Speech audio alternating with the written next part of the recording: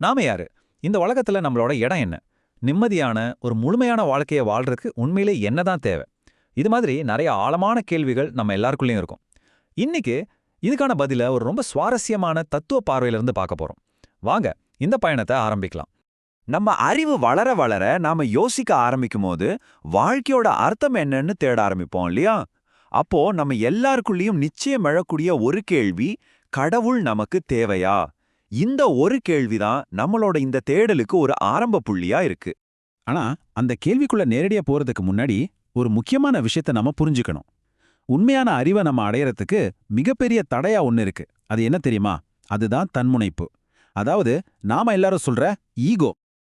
அப்போ இந்த தன்முனைப்புனா என்ன?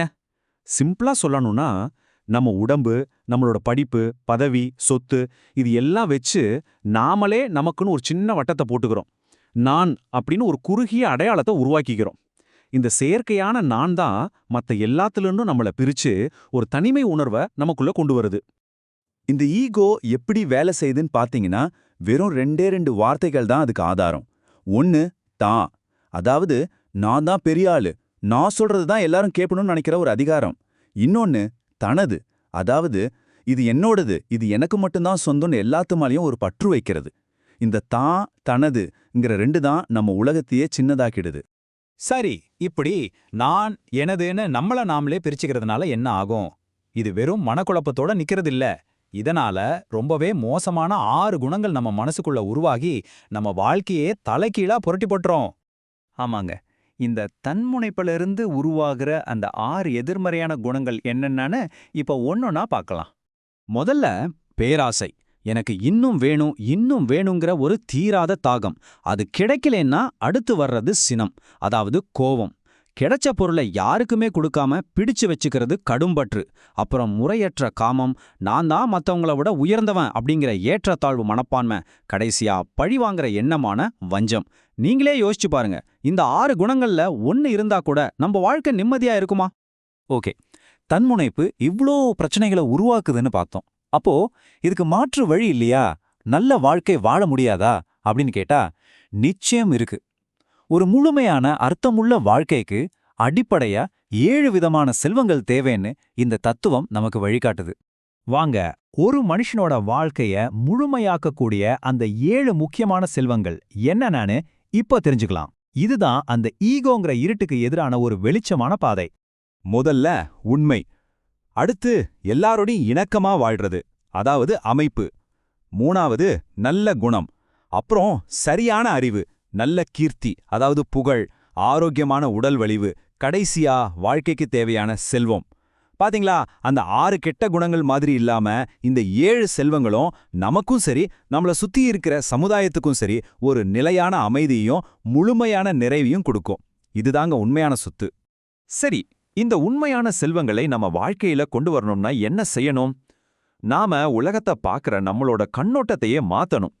ஏன், நாம சாதாரணமா பயன்படுத்துற சில வார்த்தைகளோட உண்மையான அர்த்தத்தையே நம்ம மறுபடியும் யோசிச்சு பார்க்க வேண்டியிருக்கு. ஒரு உதாரணத்துக்கு கடவுள்ங்கிற வார்த்தையே எடுத்துப்போமே. காலப்போக்குல இந்த வார்த்தையோட உண்மையான ஆழமான அர்த்தம் மாறிப்போய் அது ஒரு குறிப்பிட்ட நபரை குறிக்கிற சொல்லா மட்டும் சுருங்கிடுச்சின்னு இந்த தத்துவம் மூலம் சொல்லுது. ஆனா இப்ப பாருங்க, இது ரொம்பவே சுவாரஸ்யமான ஒரு விஷயம். கடவுள் அப்படிங்கிற அந்த வார்த்தைய நாம 2ஆ பிரிச்சு பார்த்தோம்னா கட கூட்டல் உள் அப்படின்னு வரும். இதுக்கு என்ன அர்த்தம்? கடந்து உள்ளே செல். அப்போ விஷயம் இதுதான், கடவுள்ங்கிறது ஒரு தனி நபரோட பெயர் கிடையாது. அது ஒரு செயல்முறை, ஒரு ப்ராசஸ்.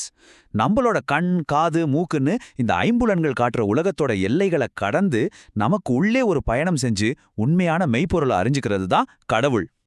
இத இன்னும் தெளிவா புரிஞ்சுக்க இந்த ஆப்பிள் உதாரணத்தை பாருங்க. அறிவுக்கு 4 நிலைகள் இருக்கு. முதல் நிலையில நம்ம கண்ணுக்கு இது ஒரு ஆப்பிள் பழம், அவ்வளவுதான். 2வது நிலையில அறிவியல் பார்வையில பார்த்தா இது கோடிக்கணக்கான அணுக்களோட ஒரு கூட்டம். 3வது இன்னும் ஆழமா போனா இது பிரபஞ்சத்துல இருக்கிற விண்துகள்கள்ல இருந்து உருவானது.